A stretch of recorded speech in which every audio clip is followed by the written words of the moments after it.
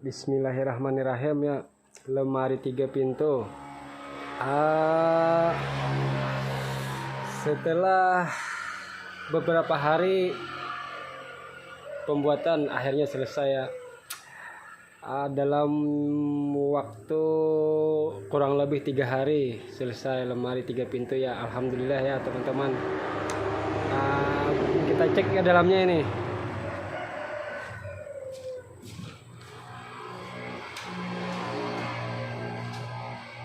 Baju gantungan baju,